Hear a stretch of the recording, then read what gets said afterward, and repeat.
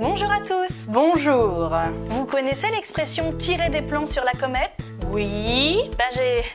J'ai essayé l'autre jour.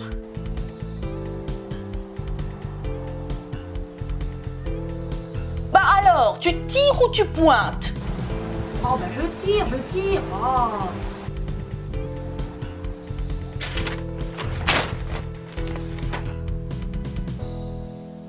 Bah ça sert à rien. Et tu n'as pas pensé que ça voulait peut-être dire autre chose? Ah ouais. Oh bah je me disais aussi. Alors je me suis dit que ça voulait plutôt dire ça.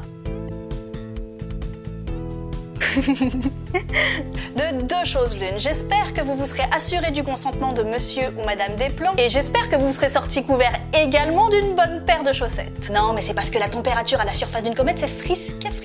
Mais dis-moi...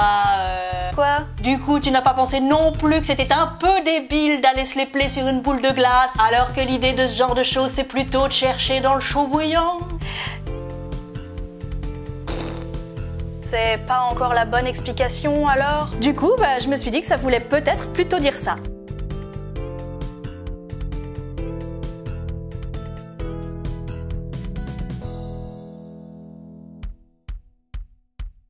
Et puis... Moi, mon truc, c'est de faire des vidéos sur YouTube. Des vidéos. Et voilà, et du coup, je fais une vidéo sur tirer des plans sur la comète. Et donc, j'avais des plans, et je les ai tirés sur la comète, sur le théâtre, quoi, qui s'appelle la comète, parce que c'est pour la vanne, en fait. C'était... Non mais c'est une blague! Le théâtre, il s'appelle bien la comète. Oui. Bon, bah c'était juste pour tirer des plans sur la comète. Vous voyez? Non. Non. C'était pas clair? C'est interdit par la loi de... parce que vous tirez jamais de plans sur la comète, vous, par exemple? Non. Non. Votre vie doit être un peu plan-plomb, alors, non? Mais c'est pas possible. Bon, est-ce que quelqu'un peut venir vous chercher? Vous voulez dire pour pas que je commette de délit sur le chemin du retour ou... Non, mais je peux appeler Emmett, hein, si vous voulez. Ah, c'est votre mari? Non, c'est un pote extraterrestre.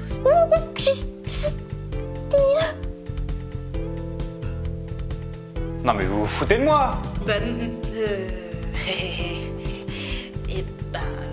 oui... Bon, Au trou noir? Ça devait pas encore être ça, alors l'explication de cette expression. Sans blague. Alors, je suis allée voir dans le dictionnaire. Oh, enfin une idée intelligente. Comète, nom féminin du grec cométès, chevelu. Tranche-fil de relieur ne comportant qu'un seul bourrelet plat. Ah. Déjà, tranche-fil, je sais pas ce que c'est. Mais c'est pas ça le problème. Le problème, c'est le bourrelet plat. Le bourrelet plat. Le mec, Larousse là, en un seul mot, sinon c'est plus un mec. Le mec, il invente le bourrelet plat quand même. Ah non, mais c'est très fort.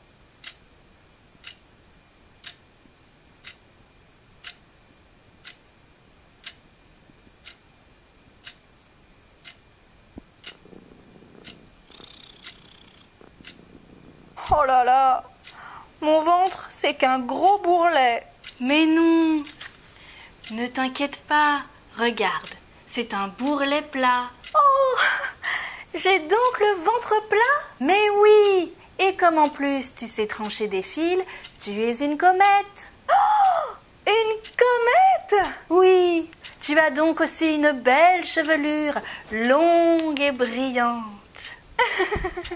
Sérieux, c'est pas des dictionnaires qu'il aurait dû écrire, c'est des pubs esprit Moyen-Âge ou des magazines féminins. Oh, c'est la même chose.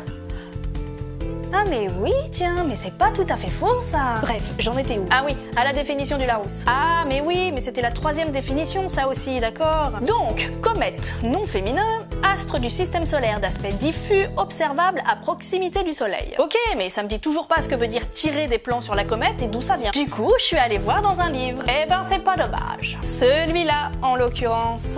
Excellent choix. Oh, il parle de la comète de Halley. La comète de Halley fut à l'origine du jeu de la comète, jeu de cartes inventé pour distraire le roi Louis XV et qui, aujourd'hui, s'apparenterait au nain jaune. Mais c'est génial, tu savais, toi? Non. Eh ben voilà, on aura appris quelque chose. C'est un petit peu le principe de ce genre de livre, hein? T'es au courant? Attends, écoute ça. Madame de Sévigné écrivait en 1681 lors de son passage « Nous avons ici une comète qui est bien étendue, c'est la plus belle queue qu'il est possible de voir. » Non, c'est une coquinoute, Madame de Sévigné.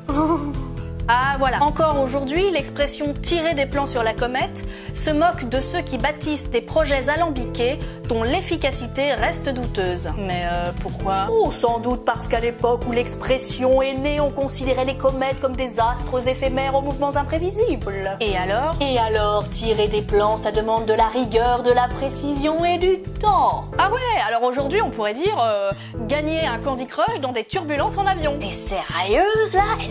Elle est sérieuse? Bon, ok, mais dans le livre, là, l'explication commence par « encore aujourd'hui ». Et alors, il a été publié en 2012, soit 2 ans avant l'atterrissage de Philae sur la comète. Et d'ailleurs, à ce propos, je crains le pire, mais vas-y! Est-ce qu'on peut dire que Rosetta joue au ça et à la chourie avec Philae? Mais t'es où? Mais elle est où? Reviens!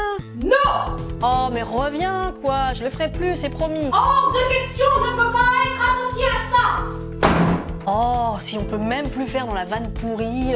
Mais revenons au plan sur la comète. Le 2 mars 2004, Rosetta et Philae décollent de la Terre à bord d'une Ariane 5. Le 4 mars 2005, première assistance gravitationnelle de la Terre. Le 25 février 2007, assistance gravitationnelle de Mars. Le 13 novembre 2007, deuxième assistance gravitationnelle de la Terre. Le 13 novembre 2009, troisième assistance gravitationnelle de la Terre. Le 8 juin 2011, Rosetta et Philae commencent leur hibernation. Le 20 janvier 2014, Rosetta se réveille. Le 28 mars 2014, Philae se réveille. Entre le 7 mai et le 6 août 2014, Rosetta effectue 10 manœuvres de rendez-vous pour se mettre en orbite autour de la comète. Le 12 novembre 2014, Philae touche le sol de la comète à l'endroit prévu et à la minute précise calculée par l'équipe sur Terre après 10 ans et demi de voyage et 6,5 milliards de kilomètres parcourus. Tout ça pour dire, l'époque où on considérait que les comètes étaient des astres éphémères aux mouvements imprévisibles est révolue. La mission Rosetta est la mission la plus complexe qui ait jamais été effectuée dans l'histoire de l'exploration robotique. Et non seulement on a réussi à chaque étape grâce à de la rigueur, de la précision et du temps, mais en plus la comète Churyumov-Gerasimenko nous a offert des surprises, sa forme, les rebonds de Philae, la falaise contre laquelle il s'est immobilisé, qui pouvaient paraître mauvaises au premier abord, mais qui se sont révélées être de véritables aubaines et qui nous ont offert encore plus d'émerveillement. Alors depuis le 12 novembre 2014,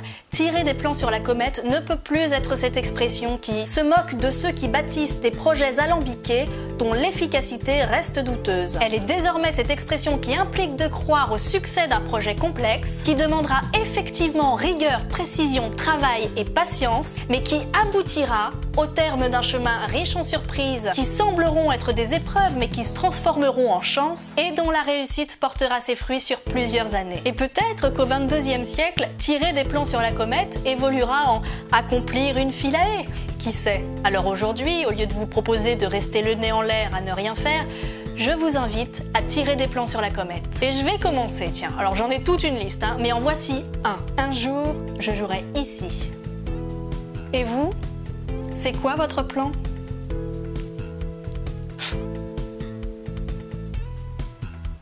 Je vous souhaite un bel été rempli d'étoiles filantes. À la prochaine!